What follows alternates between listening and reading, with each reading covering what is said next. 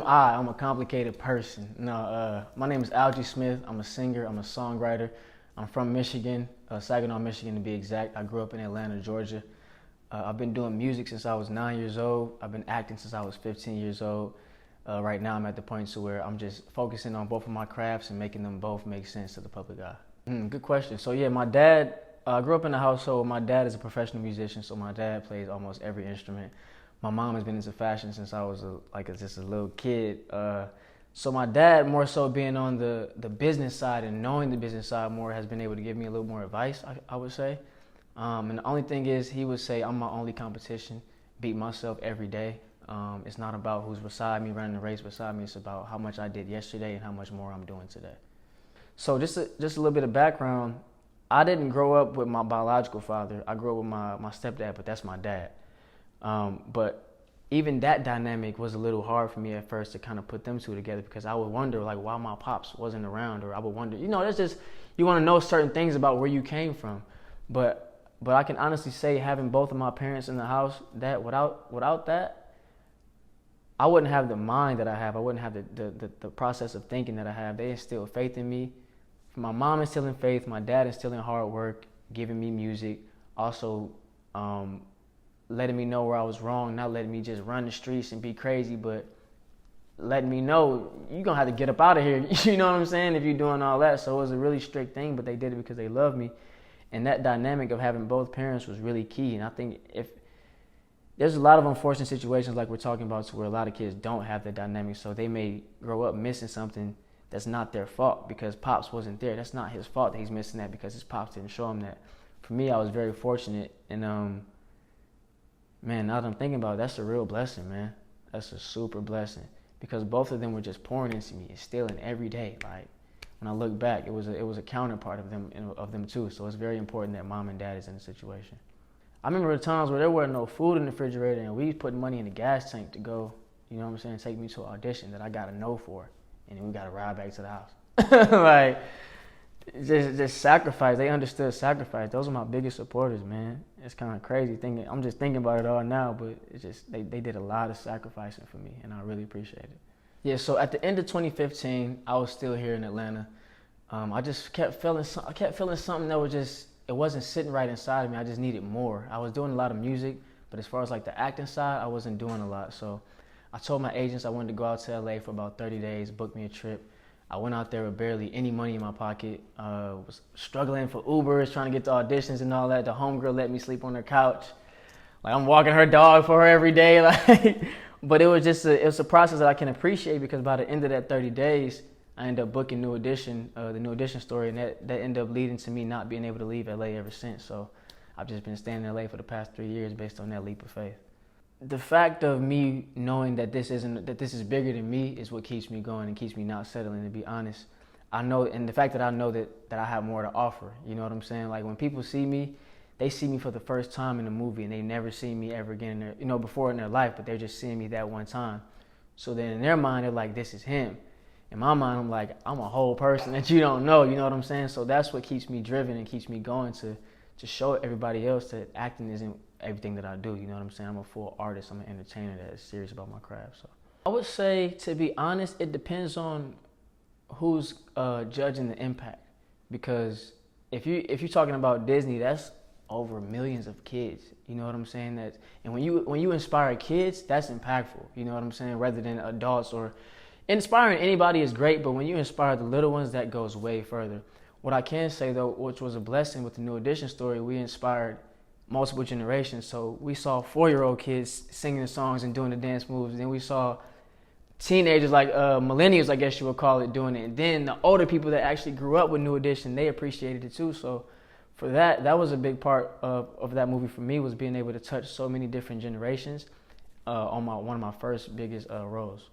I would say, first of all, depression can come in a couple of different forms that you might not even know you are depressed. Some people think depression is this big dark cloud that every day you just like, it's not that. Depression can be the simplest thing of a few thoughts in your mind every day telling you, I'm not where I'm trying to be at, or when am I going to get there? You know what I'm saying? That can be any form of depression. I would say you have to keep a peace of mind. That's the number one thing. Whatever it takes for you to keep a peace of mind, do that. So if it's cutting people out of your life, if it's spending time with whoever serve or whoever you pray to, spending that time, whichever time you have to get to spend that, to get that peace of mind and that peace of spirit, that's number one key, and that can help with dealing with anything, I feel like. Yeah, so I think I saw that specific quote. I think Will Smith said it somewhere, to be honest. It just resonated with me because it starts with wanting to win starts with hating failure. You know what I'm saying? A part of wanting to win really bad is because you don't want to lose. And so when you don't want to lose as bad as you or more than you want to win, then that's where that drive and that hunger comes from more for you to start getting those wins, because you just can't accept failure. Like you're literally angry towards failure. You know what I'm saying? And so everything that you have is pushing the drive to win. Mm-hmm. The greatest creativity comes from those who lose concern of what others may think. That's a big one, especially now. We live in this. Don't get me wrong, social media is a great thing, but we have to watch the way, especially with kids, and the way that. How can I explain this? Okay, so when I was growing up, I was born in 1994. When I was growing up, we didn't have social media. We had our cousins, you know what I'm saying, talk to. We had different people, friends, actual, you know what I'm saying, communications. Now social media, it's kind of crazy because it can tell you, it can kind of alter the mind of a kid and tell them what they need to be rather than them figuring it out for themselves.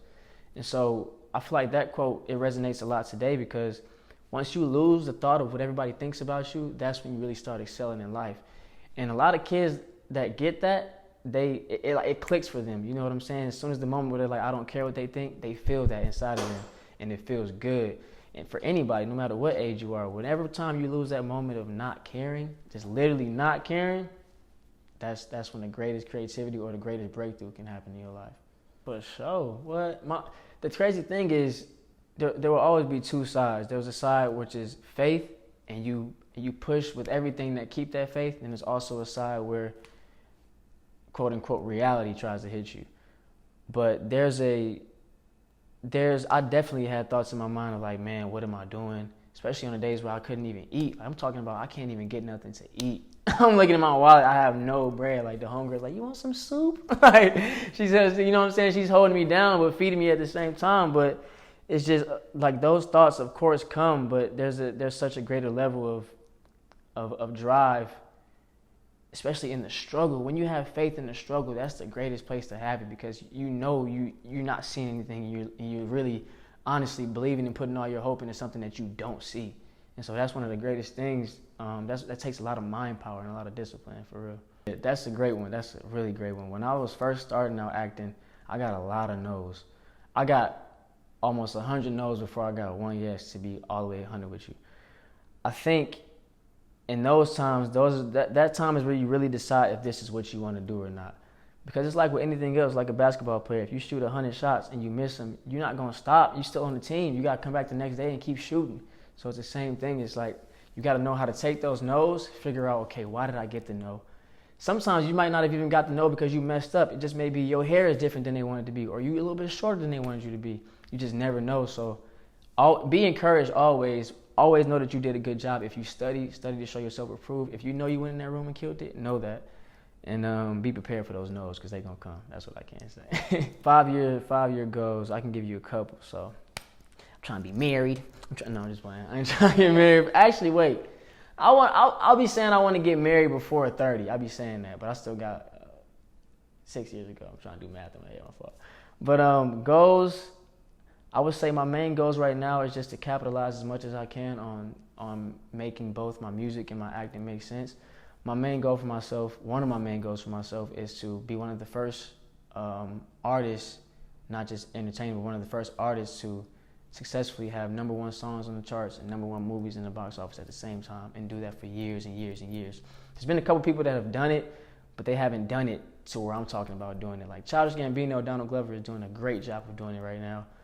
But I just feel like the way I'm trying to do it is just going to be like really, after I sell out an arena, then I got to go to a movie opening. You know what I'm saying? And doing that for years and years and really proving that can happen. To other actors, the advice that I can give is just to study, watch films that you can get your hands on, watch old films, watch films with the sound turned off just to see expressions, how they're looking, how they're feeling.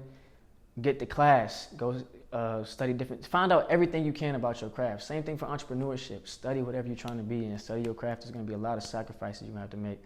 Sacrifices to not going out sometimes, staying in. When everybody doesn't understand, being on your craft, even if it's 30 minutes of the day, it's taking that time to give what you say you want to happen, give it the proper thing that it needs to grow. That's the advice. The Hate You Give is in theaters October 19th. Flight Delayed mixtape is now on SoundCloud. And shout out to my homie Dontel, man. It's hard.